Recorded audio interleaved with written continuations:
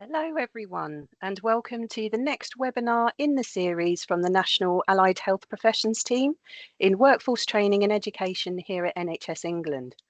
It's our pleasure to bring this session focused on a key enabler to that analogue to digital shift in the NHS 10-year health plan.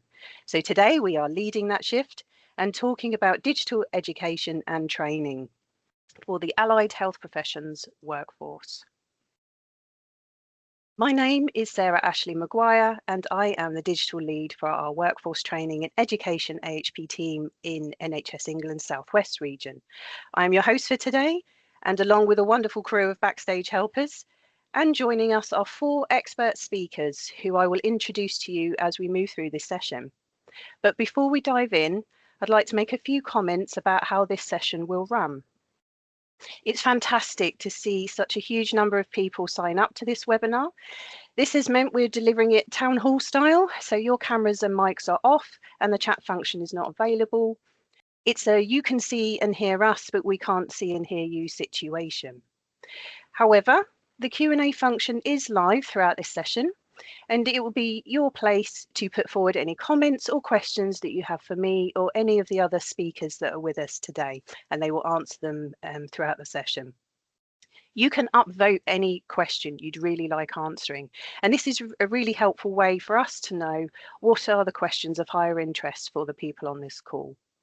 The Q&A will also be used to share useful links with you, so please do keep an eye on it.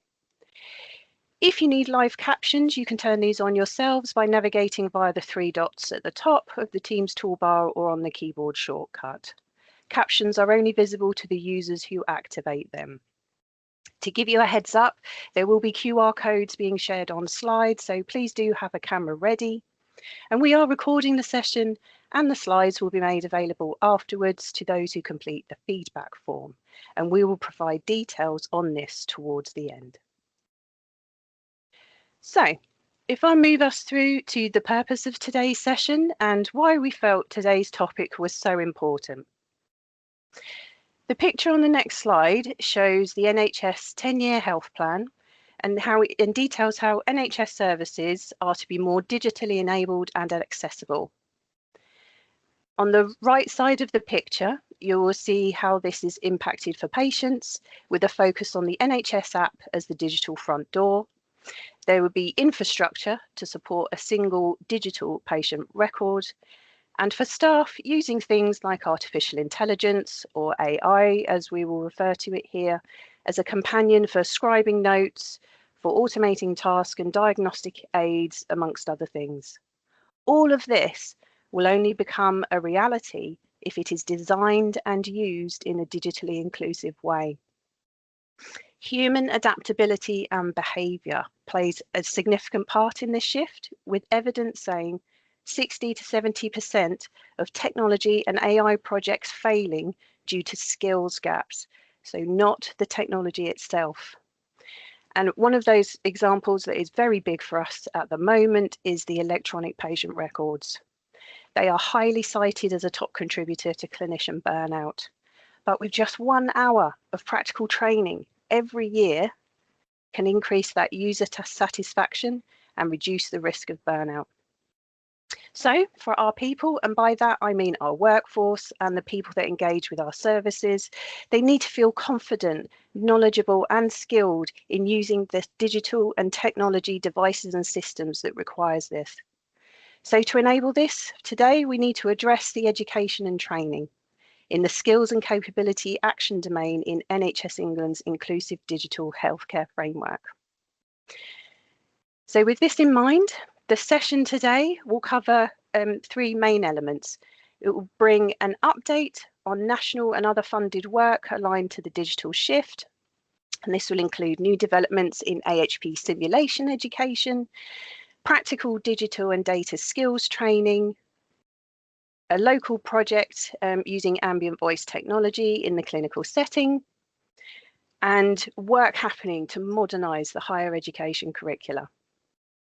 We will give you some signposts to information and resources for your onward reading and learning, and some of that will be from the NHS Digital Academy and their programmes and apprenticeships, and a useful toolkit for using the NHS app.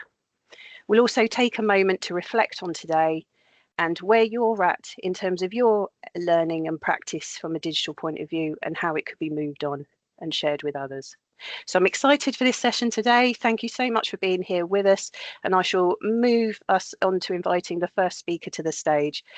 Please welcome Patricia Howe, who will talk to us about simulation and education development as a simulation and immersive technologies programme manager, NHS England. Thanks, Patricia. Thank you for the introduction, Sarah, and thank you for inviting me to speak today. Could we move to the next slide, please?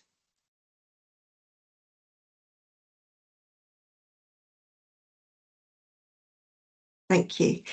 So today I'm going to be sharing with you resources to support AHP education using simulation and immersive learning approaches. I work in the Technology Enhanced Learning team at NHS England, and I'm in the Simulation and Immersive Technologies programme. And over the last few months, we've been working with the National AHP Workforce team to identify, to curate and create a range of learning resources specifically for AHP educators. I'm going to share some of those resources with you today. It won't be all of them because it's an ongoing piece of work, and we also don't expect this work to have an end date. We think there will always be resources that could be added and refreshed into this piece of work. The resources I'm going to share today fall into two broad categories. The first is resources aimed at developing educators to deliver simulation and immersive learning experiences. And the other category is existing immersive learning resources that can be used to support AHP learners. Some of you on this webinar may already be aware of the work that has been in progress with the AHP national team, as around Christmas a request was sent out to ask if people knew of any locally developed resources that could be shared nationally. This request to share resources remains live and ongoing. We see this very much as a dynamic offer, and we're keen to make the best use of expertise that exists around the country and not to duplicate what already exists. So my first call to action on my first slide is to say, if there is anyone after today's webinar that has resources that they think would be really useful to share nationally for AHP educators who are working in simulation and immersive learning, then please do get in contact, and my details will be part of this slide pack. And before I start talking through the resources that are available for you to use, it may be useful if I say up front where they are located. So the resources that I'll be sharing with you today are on the NHS England Learning Hub. They are free to use, and the links to them will be shared as part of the slide pack. So once you've attended the session, it'd be great if you would then go and have a look at the resource available and to give us any feedback on them. Could I ask you to move to the next slide, please?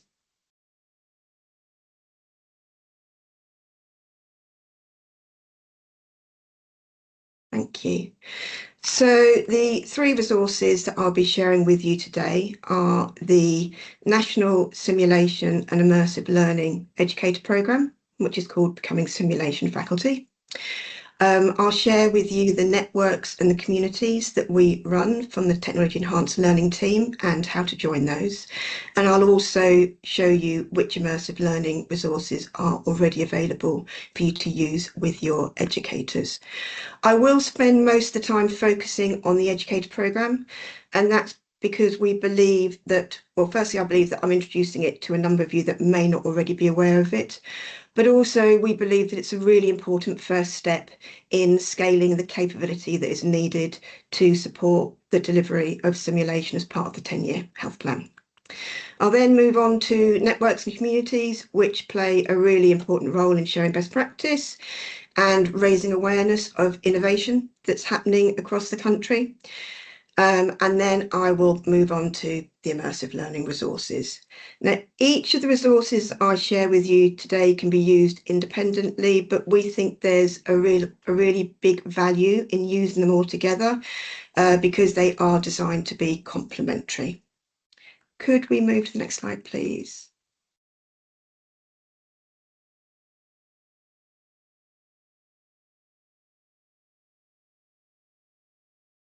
Thank you. So this is to introduce the National Simulation and Immersive Technologies Programme, Becoming Simulation Faculty. So the programme was developed for those who design, deliver and evaluate simulation and immersive learning. And it was created with the multi-professional education workforce in mind. It's been developed as a national programme, and it's been developed nationally because there were a number of programmes running regionally, but there was inequitable access to simulation education. And so we wanted to make sure that there was an opportunity for everyone to access a simulation education programme. But also it's to improve the consistency and quality of simulation education across the country. The programme has been developed with simulation experts, and those experts are across professions, they are across regions, and they are also across the health and care settings where simulation is being delivered. And the programme is aimed at both new and experienced simulation educators. For new educators, it provides a really clear framework from which to develop yourself. And for experienced educators, it consolidates practice and provides a professional recognition of their skills. The programme was launched a couple of years ago, and it's delivered as a blended learning offer. And that offer is a mixture of core course and advanced or supplemental modules. The core course we see as the foundation level, and it includes 6 online learning modules. And then there is a face-to-face workshop which is delivered in the regions locally, and that's to consolidate the learning from the online modules. And beyond the core course, there are some advanced modules to support ongoing learning. Could you move to the next slide, please?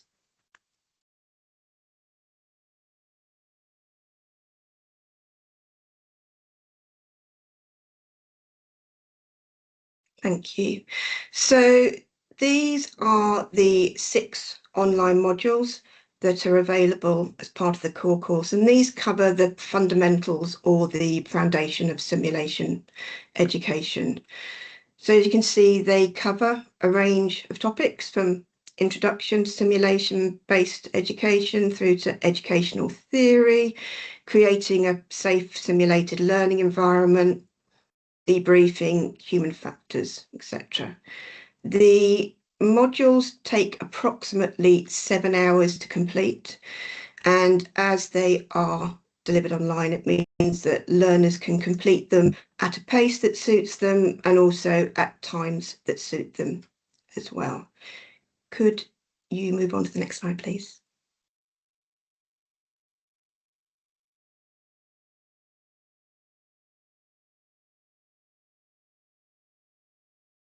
So here are some example screens to show you what the online modules look like.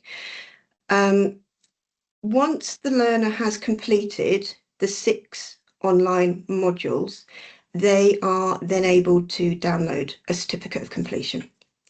And that certificate of completion covers the topics, it identifies how long was spent on each topic, and it then provides the mechanism for learners to progress to book onto a face-to-face workshop locally. The online modules are CPD certified, and on completing the online modules, 7 CPD points are. Could you move to the next slide, please?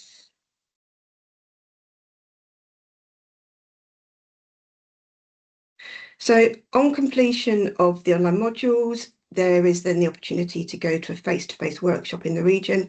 And this is an example of one of the workshops that was delivered by an AHP.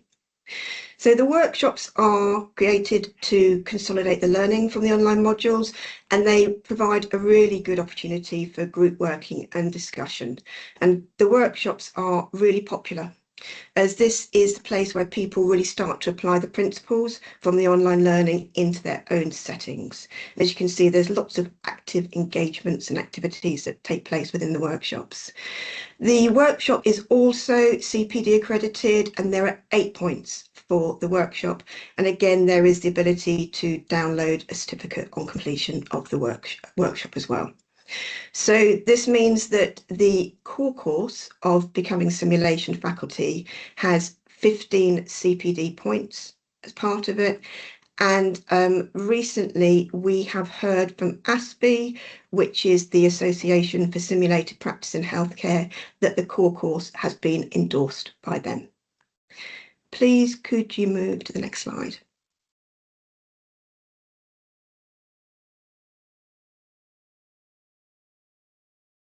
So for those who would like to continue completing modules after they've undertaken the core course, there are currently 4 advanced modules available, and these include evaluation, extended reality, simulated participants, and also information about the role of simulation technicians. And these modules also carry CPD points. It's 1 or 2 depending upon which topic is chosen. Could we move on to the next slide, please?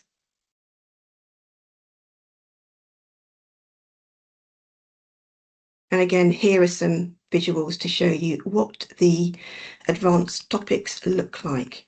If we could move on again to the next slide.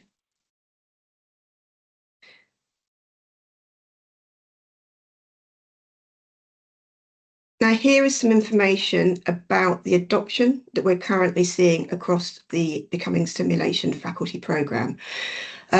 These figures give, I think, a really good sense of scale and where activity is taking place. We have almost 13,000, thank you, we'll put that heart emoji up. We have over 13,000 educators who enrolled in the programme across the country. And of those educators, we have over 5,300 who are active in their learning. Over 2,000 have completed the online modules, and over 1,300 have completed the core course, including attending the face-to-face workshop, which is taking place in the regions. There have been 96 face-to-face workshops across the country, and we know from the data that currently approximately 8% of our active users are from the AHP workforce. We see really strong engagement from physiotherapists, from OTs, from paramedics, radiographers, and we would really like to see more AHPs enrolling to join the programme. So this is my second call to action, and that is to ask this group to enrol themselves or to find out more information about the programme, and to share information about the programme with AHPs. We would really like to see the numbers increase from the AHP workforce, and we are doing some work at the moment with one of the small and vulnerable AHP professions, and they are looking to put their educators through the course to ensure that there is a consistent approach used in education across simulation and immersive learning activity in the country. Could we move to the next slide, please? I'm now going to introduce you to our monthly networks and communities, which have been developed to support the ongoing professional development of educators in simulation and immersive technologies. If you could move on to the next slide straight away.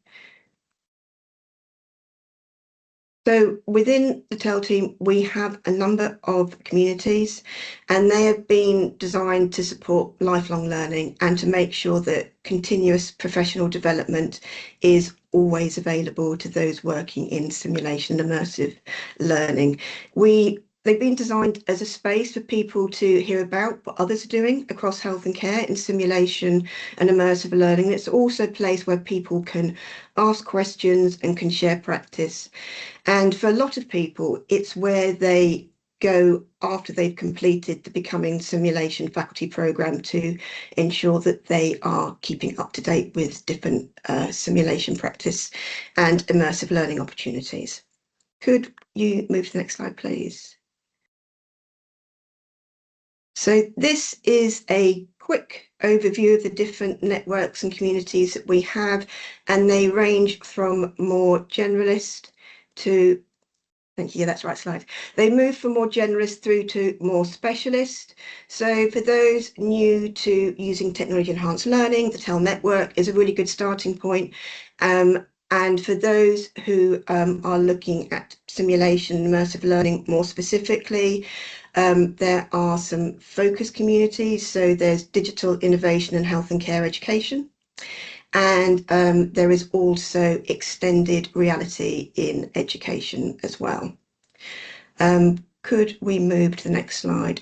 Those two communities, digital innovation and extended reality, are delivered monthly, and they are really, really well attended. Thank you. So here are a couple of examples where we have seen AHPs contributing to these communities, but again, we would love to see much more AHP involvement within them. So the first example on the left is taken from the Extended Reality and Education group, and this is where there's an AHP supporting a piece of work around VR 360 scenarios. And the example on the right-hand side is from a pilot which was undertaken using augmented reality and specifically in the field of podiatry. And this is going to be my third call to action, and that is to ask people to I'll be sending out the link to join our communities, and the link enables you to join as many communities as you would like to. But please do join one of our communities, because it really is the easiest way to stay connected to what's happening around the country in terms of simulation and immersive learning activities. If we could move on to the next slide, please. And actually you can move from that slide directly quickly through to the next one, because I'm going to now share with you a slide that shows the immersive learning resources that are already available to be used directly with AHP learners. So here are some of the resources that already exist. They are 360 video resources, and they can be used with learners using a headset, or they can be used through a computer, and they cover a range of AHP roles. The two examples on the left-hand side are the two most recent ones. So the operating department practitioner 360 video was uploaded earlier this year, and it's designed to give an experience of what it's like before attending a placement. And the AHP in prison health case settings is a piece of work that we are currently working on with a number of AHP professions, and we will share that with you once that is complete, and we'll ask that to be shared through various networks as well. Could you move on to the next slide? And this is the last slide from me. So thank you. So here are the links, the resources that I've briefly shown you on today's call, and an email an email address if you have any questions for me. There is one message that I'd like to leave you with, and that is that I'm going to reiterate what I said earlier. These are all independent offers, but they do work really well if you use all of them together. So becoming simulation faculty we see as being really important, because it builds both confidence and capability. The communities we see as being important because they really help sustain the learning, and they keep people ahead of what's happening in terms of innovation across the country. And then the immersive learning resources are an opportunity for you to apply a different approach to learning directly with your learners. So if there are a few of you that are wondering where would be the best place to start, I would recommend that you definitely sign up for networks, and that you look at becoming simulation faculty as your first port of call, because they will really help you to embed simulation and immersive learning into your educator practice. And that's it for me. Thank you very much. Thank you very much, Patricia, for that really comprehensive overview. That's fantastic. And I'd like to invite our next speaker onto the stage, please. Ewan McComsky, who's the Health Informatics Lead, who will talk about this wonderful collaboration that has led to a new digital education programme that is open access to all United Kingdom allied health professions, including learners and support workers. Thank you, Ewan. Thanks very much, Sarah, and thanks, team. So we just jump into the next slide, please. So I'm going to talk to you around about this work that the CSP has led on behalf of all allied health professions all across the UK.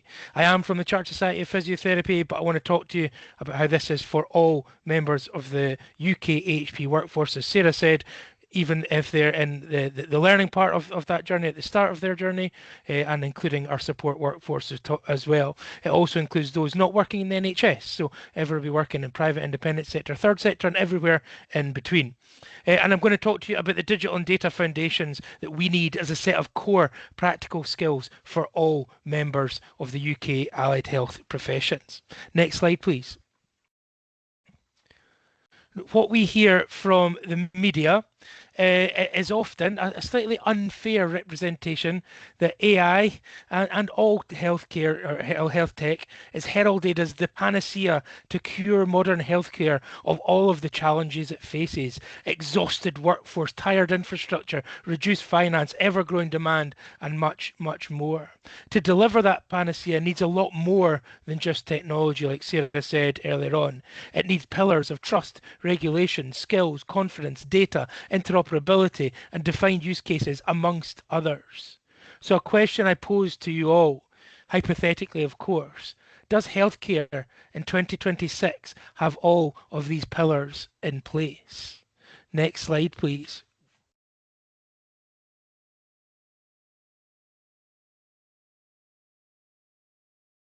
Now, if you forgive me for a little artistic and dramatic license, but the reality of healthcare in 2026 is not the panacea that we saw on the previous slide. This is a more familiar picture, I'm sure, for many of you. There are green shoots of growth for sure, but all is not well. We all know about the overstretched workforce, using systems that don't really work intuitively for them, unable to make the case for investment in the systems or the devices, resulting in incomplete and inconsistent data, and of course the struggle around finance all across the system.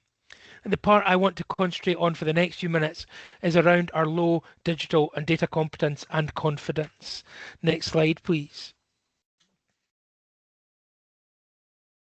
So studies in 2022 and 2025 identified significant gaps in the competence and confidence of AHPs all across the UK.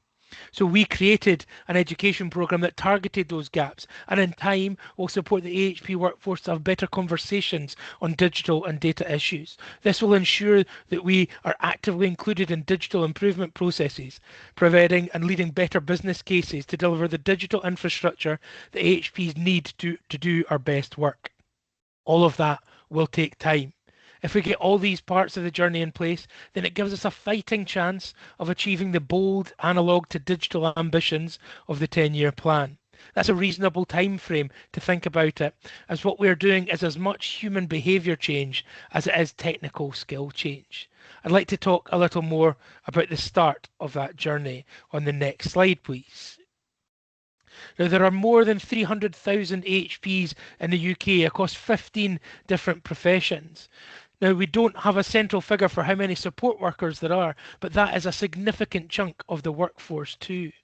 All of these people need any training content to be applicable to all the different areas of their work. It must be flexible to work around their existing work commitments as well as those outside of work. It has to relate to the work that they know with realistic scenarios. And it has to be accessible to all with inclusive design, not an easy task in such a large and diverse group. Next slide, please. So these are our design fundamentals, directing our philosophy to make the education programme free to access for all AHPs, regardless of profession, geographical location, career stage or employment sector. It had to be at a foundation level to raise the lower bar of digital competence and confidence. The training had to be split into small chunks to retain attention and allow it to fit in with competing priorities for our learners. It had to allow for multiple points of access and different ways to complete the learning. It had to allow learners to complete it in their own time and at their own pace. And all of these made the training centred around our learners. Next slide, please. What we've created is a core of generic foundation level modules delivered in bite-sized chunks. The wrappers round it turn that generic learning content into something more specific to the individual learner and to their setting. We've already created the first layer of wrappers, individualizing the program to the learner with personas, which I'll introduce in a couple of minutes, and the reflective resources that I'll explain in the next few slides. The next layer of individualization is what we're currently working on. We're working with a number of sites across the UK to bring together local intelligence of how the communities of practice and other ways of focusing the learning on the setting. This will help us to fully implement the training for all UK AHPs in 2027. Next slide, please. Throughout the programme, we've used reflection to reinforce the generic learning and how it would apply to each individual learner's setting. Learners log these in-bite reflections throughout the programme and can save or print those to their own personal CPD portfolio. We, as the CSP, nor NHS England, who host the programme for us, we don't have access to these documents. And these are only available to the individual learner. But we've built it so that they can print or download, and then they can upload those reflections into whichever CPD portfolio that they use. We've also built a broader reflection portfolio to further address specific issues in the workplace and develop the learner's skills, and to explore options in a digital and data career if they wish to. We don't expect a large number to take up the career option, but we wanted to include it for those that would. And can I have the next slide, please? All of the content in the programme can be individualised for different learners and for different settings. We like to call it the learner being able to choose their own adventure. They can gather pieces of learning, think about applying it in their setting, and then circle back to try the next thing. All in whatever order and across whatever timeline they choose. It may be to plug gaps in knowledge. It may be to address a current challenge that they're facing, or what it might be to work towards building a skill set towards a new role. I'd like to show you a short video about how this might look for different learners, and I'd like to introduce you to some of the personas that I spoke about in the previous slides. So next slide, please, for a short video explaining what choosing your own adventure can look like for our learners. Across AHP services, we're all being asked to do more with digital and data, but we're not all starting from the same place. This program is designed so you can start where you are and build the skills you need at your own pace. Let's meet 3 people who use the program in different ways. David is an AHP support worker in a local hospital. His team has just moved to a new electronic patient record, and he wants to use it properly, but he hasn't done formal learning in a while, and time is tight. David opened the program and used the byte selector to pick the most relevant bytes first. With protected time agreed with his line manager, he worked through short modules at his own pace. He used the reflection prompts to record what he'd learned and added it to his personal development plan. Now David's not just confident with the EPR, he's taking part in team discussions about performance data and exploring a QI project on referral trends to help reduce waiting times. Gufran is a newly registered AHP working in social care. She can see how technology could improve services, but she wasn't sure if digital and data were really part of her role or where to start. She completed the program and used the reflections to map what she already knew and what she wanted to develop next. Now she can clearly tell her line manager which areas she wants to build. She's more confident showing the value of her service and has picked extra learning to go further. Because the program links with AHP preceptorship in her region, She's also learning alongside peers. Atama has just started a new role on a quality improvement project in her trust. She's done QI before, but not in a digital context, and she knows data will be important. Through the program, she was able to pause, reflect on her current practice, and use the reflective portfolio template to develop a clear problem statement, capture examples from her work, and set development goals. She worked with stakeholders and used the data they were already collecting digitally to evidence the change. Now she's encouraging colleagues to complete the program too. She is surprised by how much she already knew and pleased to have filled the gaps on digital health. Whether you're like David, fitting learning around a busy role, like Gufran, building your early career and wanting to show your impact, or like Atama, leading QI work and needing the digital and data side to click, the program lets you start in the right place. Use the byte selector to choose the bytes that match your role. Use the reflection points throughout the byte to record your thoughts and print your responses. For deeper reflection and goal setting, you can also use the reflective portfolio template to capture your insights, plan next steps, and track your development as you progress through the health informatics program. Ready to find your first byte? Let's get started. Thanks very much, and I'll ask you to move on to my final slide, please. And I appreciate there might have been a slight lag on that video, so I've put a link in the Q&A section, so if you want to review that or to watch it with others, then please do that. So that is the Digital and Data Foundations programme. It is available now to give practical skills for AHPs across the UK. It's hosted by NHS England's Digital Academy. You need to create a profile on NHS Leadership Academy to gain access, but all steps are explained via the QR code on the screen or using the link at the bottom left-hand side of the page.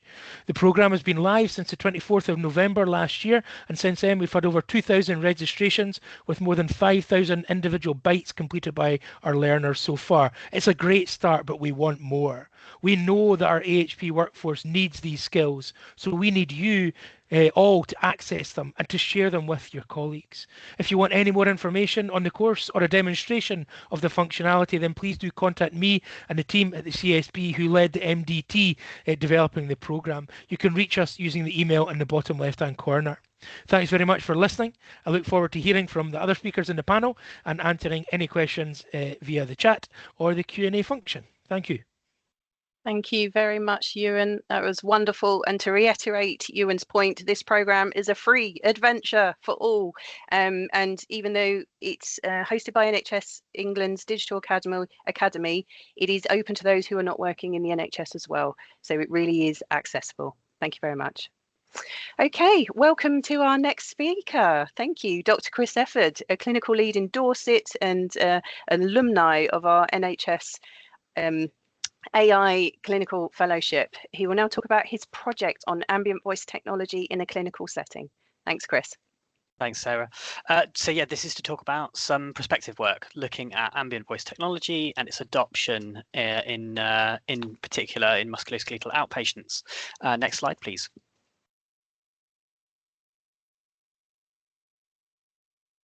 Can we move the slide on?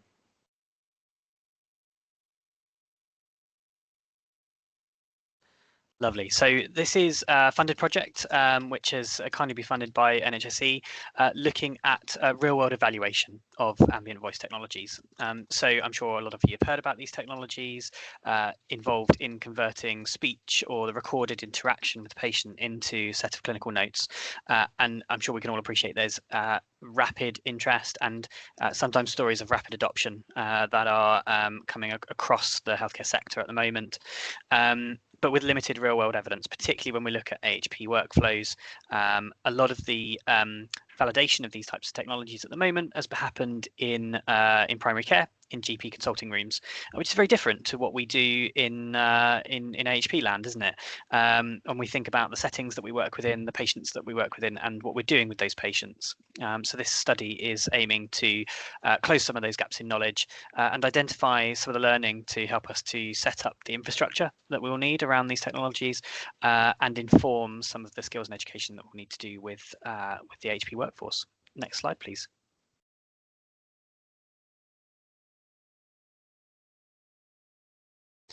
It's not moving on for me. I don't know if that's moved on for others.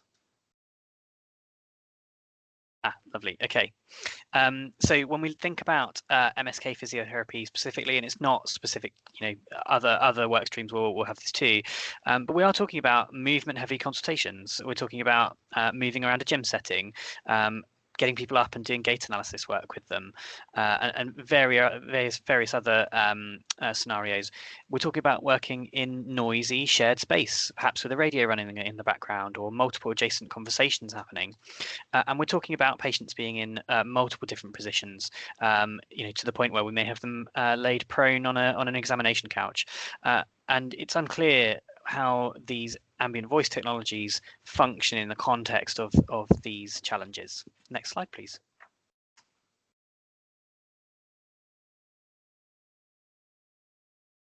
So the proposed study is a real-world crossover study. It's looking at various different domains of outpatient MSK and other related therapies, so pelvic health, hand therapy, and we're also looking at various different settings within our department, so our gym setting, our treatment room, and our individual rooms, as well as our hand unit.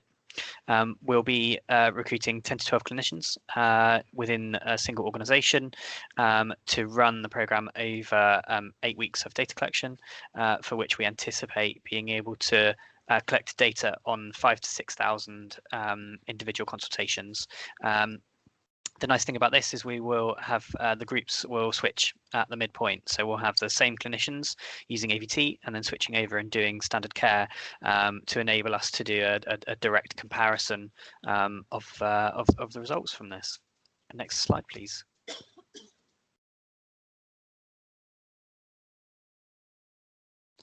So principally, we're looking at how much time this saves within our departments. So we're talking about time required to produce a clinically acceptable note using the AVT and using standard care and comparing the two. But we're also interested in lots of other things too. So the errors and omissions that happen as part of these technologies. I'm part of a working group that is evaluating these technologies in other domains too, and we are seeing stories of particular errors and omissions that can have safety implications for patients. So really important that we examine this.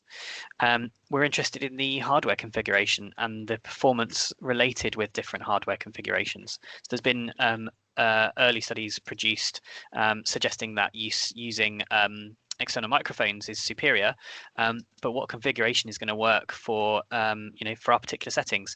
Having a desk-based microphone is not going to work well, or we theorize it's not going to work well in a gym setting where we might be moving around and taking people via different bits of equipment for their assessments and treatments. We're going to be looking at the environmental noise and the impact that has on both error and emissions and time saved. And we're going to be looking at the cognitive workload that reported by clinicians throughout this. So does the use of ambient voice technology change the cognitive load on our clinicians?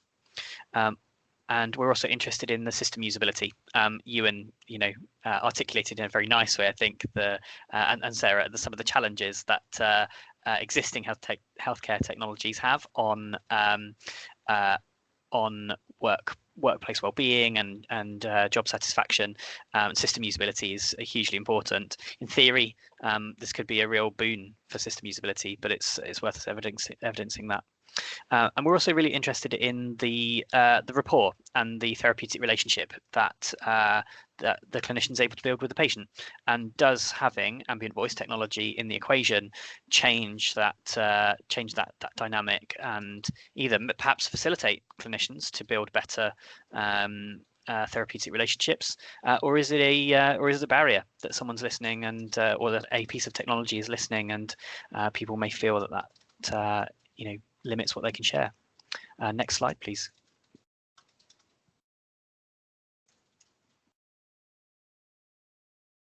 Lovely. So as far as I'm aware, this is the first real-world AVT evaluation in an AHP setting in a research sense.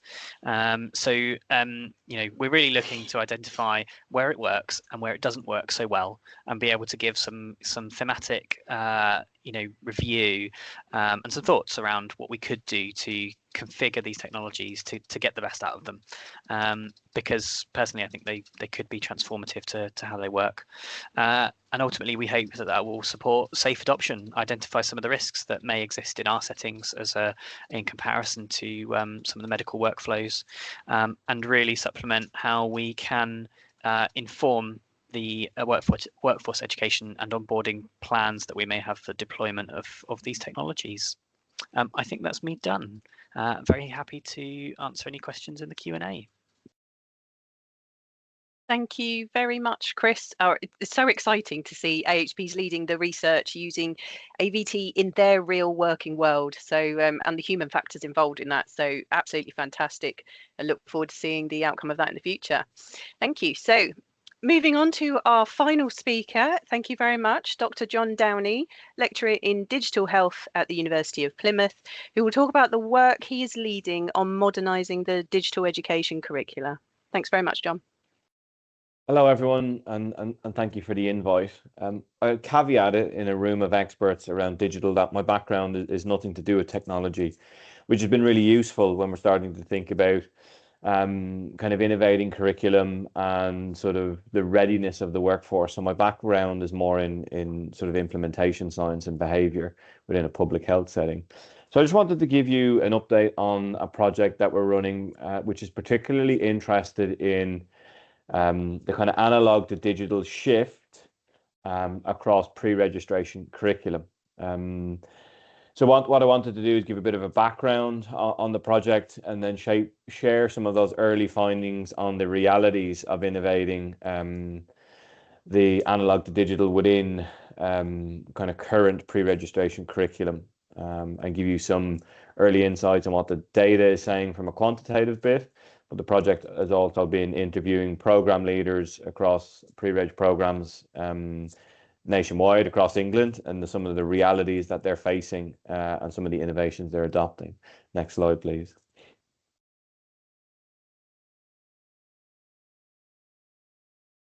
So there's some animations on the slide. So do you mind just putting them up on so I can talk through them? Perfect.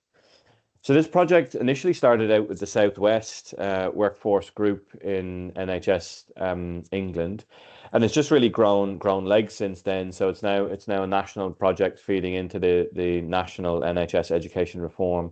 It's essentially a year-long project, a mixed methods project, trying to understand what the current landscape is, thinking about the three shifts. So obviously analog to digital is one of them, which I'll focus on here. But we're really interested in what is the current level priority given to the three shifts in pre-registration curriculum. What's the format of the deployment look like? And what are some of the challenges and drivers of curriculum change in pre-registration curriculum as it pertains to the three shifts? So it's a pretty brief survey looking at priority kind of deployment of and the format of provisions.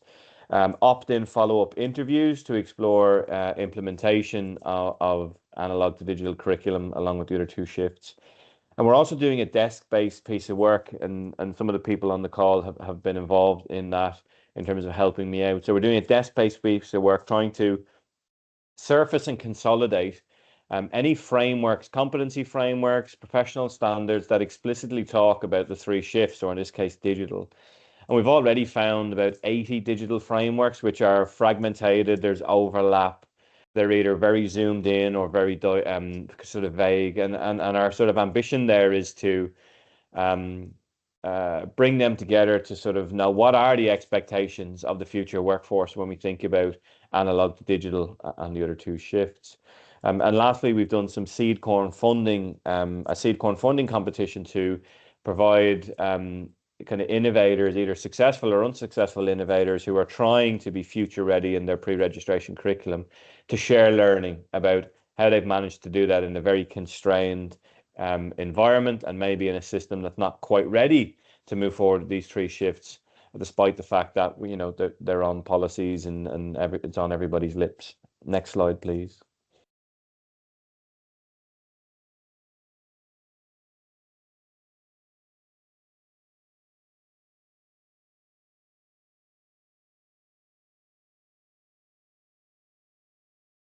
So yeah, I think Ewan really hit the nail on the head in terms of the status quo, that despite the rapid capability for digital transformation and despite the potential for a lot of the emerging technology and mature technology that's there is a varying level of maturity. And despite what could happen, the realities are there's a lot of challenges to realize the benefits of this.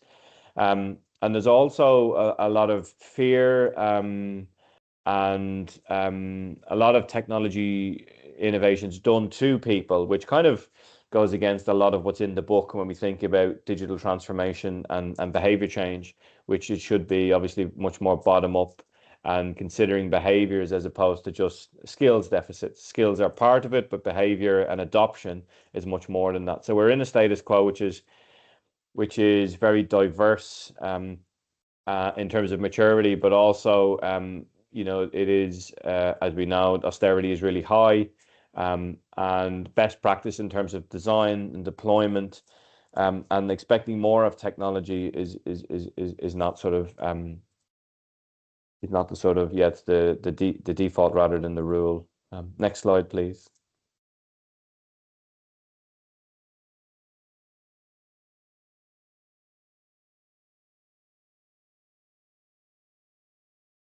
So I'm not going to spend too much time on this. I'm sure many of you are aware of the fact that we keep talking about digital as something which is, down the line, but digital is very much here, and it's here with a lot of speed. And actually, there are a lot of thorny, meaty conversations we need to have around how we are equipping the workforce, both the current workforce and the future workforce, to realize the benefits, but also pull a lot of this technology into line, because there are big conversations to have around data confidentiality, the right to be forgotten, all of these sort of data governance issues, along with who pays. So there's big conversations to have, but this slide is just saying that technology is very much here and has potential, but the sort of future workforce need to be equipped to champion it, but also be that kind of critical friend. Next slide, please.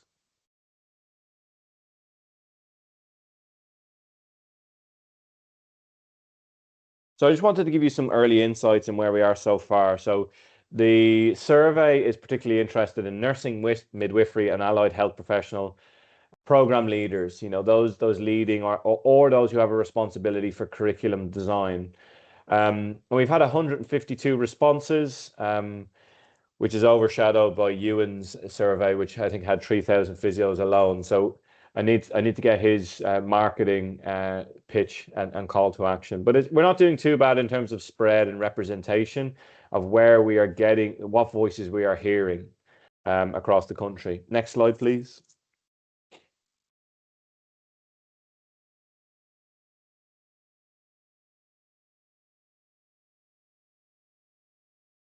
And of those 152, we have a decent representation given the size of the different professions. We are a little bit down on physiotherapy, paramedic science, and radiographers, given what they represent in the total workforce.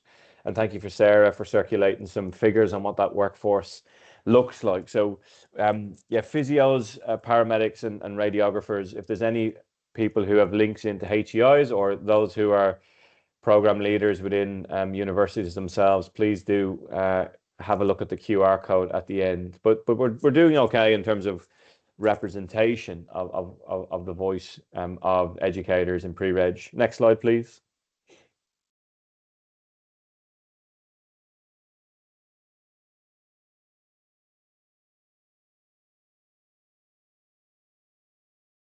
So please, yeah, there's animations on this slide as well. So what are people doing when it comes to digital health within pre-registration curriculum. And you can see of those 152, only 1% consider digital a priority in their curriculum, which is interesting given where we want to go or what's happening in practice and the speed of adoption. Only 3% said they had a strong digital health component, and actually unpacking some of the qualitative work that follows that up. When they're talking about digital, a lot of it's quite fundamental stuff. So they're talking about digital learning environment simulation, and rather than the kind of groundbreaking, ambient voice technology, AI. A lot of this is talking about telehealth, basic digital skills, and EPRs, as opposed to some of the things that they could be talking about. Of those people who are sort of embedding digital within their curriculum, 80% are not considering a digital framework, like a capability framework, or like Ewan was talking about, the sort of core competencies that you might look to, and not very many are using sort of digital pedagogy within that as well. A big thing that's coming out of this whole project in the data, the quantitative data in the interviews, is around placements, particularly around community placements. I know that's not the conversation for today, but also in how placements and practice settings vary. So some practice settings are not expecting any digital skills. They might be paper-based. There's so many different legacy systems with multiple logins, making it difficult. And this is not new to many of you. But only 4% have got a dedicated digital placement, and 46% say that there's some digital element woven through their placement. So we're still, I suppose, emerging in a sense. You got to remember that this is across nursing, midwifery, and allied health professionals. So in the final report, we'll obviously slice that up to look at which professions might be more mature and less mature when we're talking about digital. Next slide, please.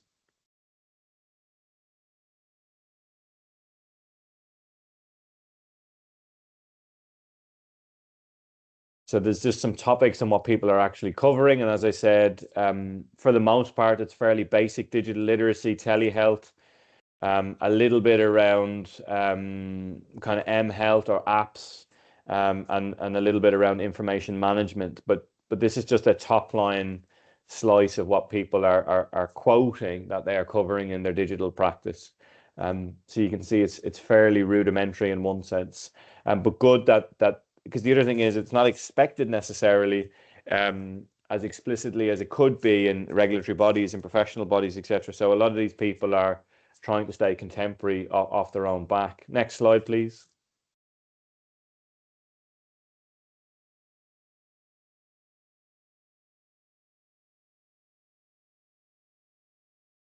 And then the interviews have provided a real richness on the factors that are influencing the embedding of digital within curriculum. And again, I'm conscious of time, but so I won't go through these too much. But the things that are probably not unsurprising, that it's contingent on staffing. Where pre-registration programs have got a digital component, it's because one of the physio lecturers is also techie, and there is a real variety of acceptance and resistance on digital learning within traditional pre-registration curriculum.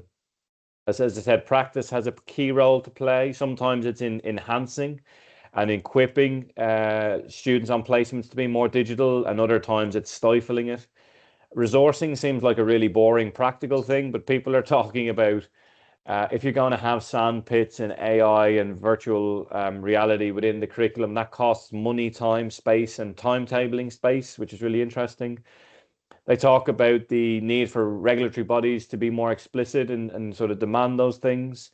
They talk about the wider paradigm, potentially not quite ready. As I said, it's still very biomedical, crisis management, and not necessarily ready for the 3 shifts. And it's still very task orientated. So people are thinking about ticking the boxes, the competencies of the professions, as opposed to thinking about what a future workforce will look like. Next slide, please.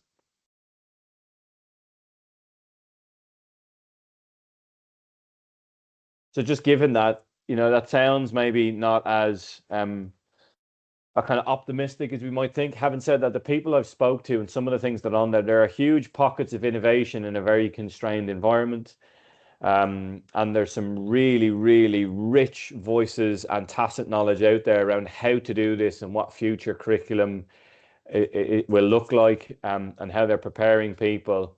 You know, even if the 3 shifts are not quite ready, there's a group of people and sections of the workforce who are doing a really good job. So it's not all doom and gloom, but we're not as mature as I thought we probably were across the professions.